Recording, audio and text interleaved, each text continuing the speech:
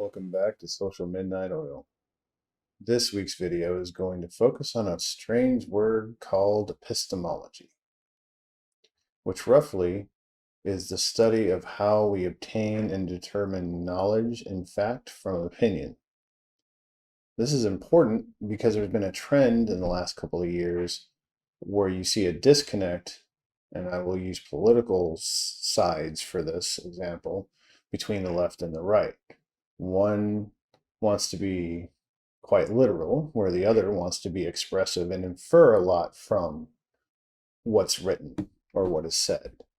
While they both have very good points and are strategies to get better comprehension of what you're obtaining, if taken too far in one direction, it can cause problems when it comes to mutual understanding of social facts and reality itself, actually.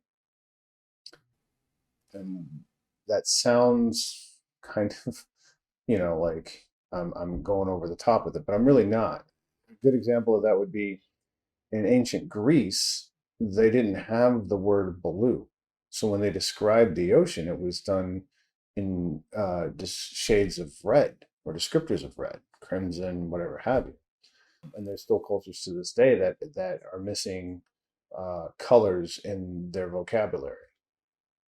That can actually change how one perceives reality, because the only thing that makes what you feel and do throughout your day real is how you express yourself and how the world expresses itself to you. And by and large, that's done through your social groups, interactions with the physical world, and how you echo back to them. So if we're not mindful about how our language here in the States is used, we're going to lose sight of that. And it'll make inflamed debates between the left and the right even more difficult, because they won't be able to fundamentally come to core understandings and at least accept fact and social facts and go from there to try to find compromises or understanding. A recent example I saw of this was on the Tim Pool cast, where he was speaking with somebody, and there was a paragraph written that was very literal because it was law.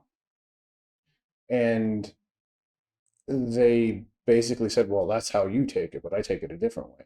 But the point is watching people like that person or others even in real life, I've had countless conversations where I paid attention to it. You'll see that there is people having a hard time even understanding each other because they can't even come to terms with the most simplest of things. And if we want to have a progressive society where more things are taken into consideration and more liberal ideals naturally evolve and are accepted, we need to start from a common root, basically. And the only way we can do that is if we start using the language when it comes to whether it's written or spoken. We really start honing in on how and when to use it, when it's a good idea to be using inference rather than more literal interpretations. But that is something we really need to stay on.